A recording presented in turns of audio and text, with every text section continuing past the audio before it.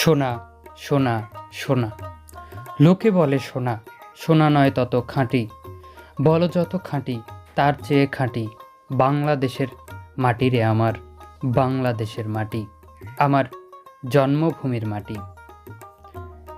এই বাংলার মাটি প্রাণ ফিরে পায় কৃষকের হাতের স্পর্শে। রোদ, বৃষ্টি কিংবা কনকনে ঠান্ডা উপেক্ষা করে কৃষক কাজ করে চলে অবিরত।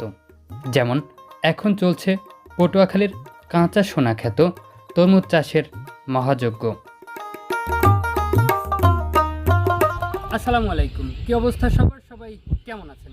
আমি আশা করছি আপনারা যে যেখানে আছেন এবং যেখান থেকে আজকের এই ভিডিওটি দেখছেন সবাই সুস্থ এবং নিরাপদ আছেন। বেশ অনেক দিন পর আপনাদের সাথে দেখা হচ্ছে এবং সেটি দেখা হচ্ছে এমন এক ভিডিও নিয়ে যেটাকে পটুয়াখালীর কাঁচা সোনা বলা হয়, অর্থাৎ তরমুজ।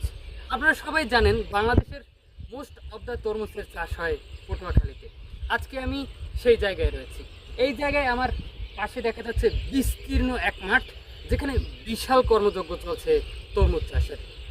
এখন কেবল চারা রোপণ করা শুরু হয়েছে, অর্থাৎ বলা যায় কোটি টাকার স্বপ্ন বুনছে কৃষক। আমরা এখন সেই জায়গায় রয়েছি, উপভোগ করছি এখানকার দৃশ্য।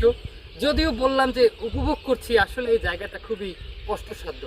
একদিকে প্রচণ্ড রোদ, অন্যদিকে কাজ করছে কৃষক, যা যেমন হৃদয় বিদারক দৃশ্য, ঠিক তেমনি আমাদের মুখে হাসি ফোটানোর মতো দৃশ্যও বটে। কারণ এই মাঠেই একসময় ফলতে পারে কোটি টাকার ফসল তরমুজ। চলুন আজকে আমি আপনাদেরকে এই জায়গার কিছু ফুটেজ দেখাই এবং তরমুজ চাষ নিয়ে কিছু কথা বলার চেষ্টা করি। আশা করছি পুরোটা ভিডিও জুড়ে আপনি আমার সাথে থাকবেন এবং এনজয় করবেন। ডিসেম্বর মাসের মাঝামাঝি সময় এলেই লোহালিয়া নদী তীরের বিস্তীর্ণ চর নতুন রূপ নিতে শুরু করে। বালুমাটি শুকিয়ে শক্ত হয়, আর তখনই কৃষকের চোখে পড়ে সম্ভাবনার চিহ্ন। তারা জানে এই সময়টাই তরমুজ চাষের জন্য সবচেয়ে গুরুত্বপূর্ণ। তরমুজ চাষ শুরু হয় মাঠ প্রস্তুত করার মাধ্যমে। চর থেকে আগের বছরের শুকনো ঘাস, ঝোপঝাড় পরিষ্কার করা হয়। ট্রাক্টর দিয়ে বালুমাটি ঝরঝরে করা হয়, যেন মাটির ভেতরে বাতাস চলাচল করতে পারে। কারণ তরমুজের শিকড় শক্ত মাটি সহ্য করতে পারে না। নদীর কাছাকাছি জায়গা বেছে নেওয়া হয়, যাতে প্রয়োজনে সহজে পানি দেওয়া যায়, আবার অতিরিক্ত পানিতে গাছ নষ্টও না হয়। এরপর আসে সার দেওয়ার কাজ। নিজের সামর্থ্য অনুযায়ী কৃষকরা জৈব সার কিংবা রাসায়নিক সার মাটিতে মিশিয়ে নেয়। সব কিছু করা হয় হিসেব করে, কারণ প্রতিটি গর্ত মানেই টাকা, প্রতিটি চারা মানেই বিনিয়োগ।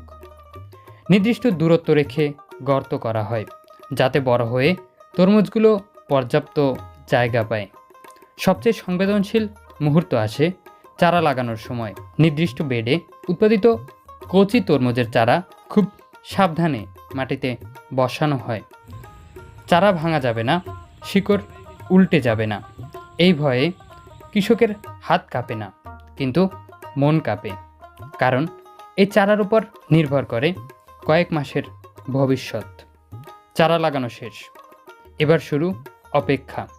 রোদ ঠিক আছে কিনা, কুয়াশা বেশি পড়ছে কিনা, হঠাৎ জোয়ার আসবে কিনা, এসব প্রশ্ন কৃষকের মাথায় ঘুরতে থাকে। তবুও তারা বিশ্বাস রাখে সৃষ্টিকর্তার উপর, বিশ্বাস রাখে মাটিতে। কারণ এই চর, এই নদী আর এই শীতের সময় সব মিলিয়েই লোহালিয়া নদী তীরের তরমুজ চাষের গল্প শুরু হয়। এখানে শুধু তরমুজ জন্মায় না, জন্ম নেয় বেঁচে থাকার আরেকটা আশা।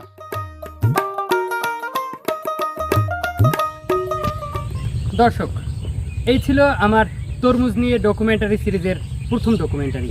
আস্তে আস্তে আশা করছি তরমুজ নিয়ে আরও বেশ কয়েকটি ডকুমেন্টারি আসবে।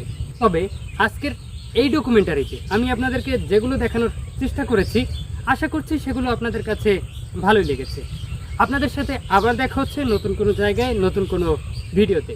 সেই পর্যন্ত আপনারা সবাই ভালো থাকুন, সুস্থ থাকুন। আল্লাহ হাফেজ।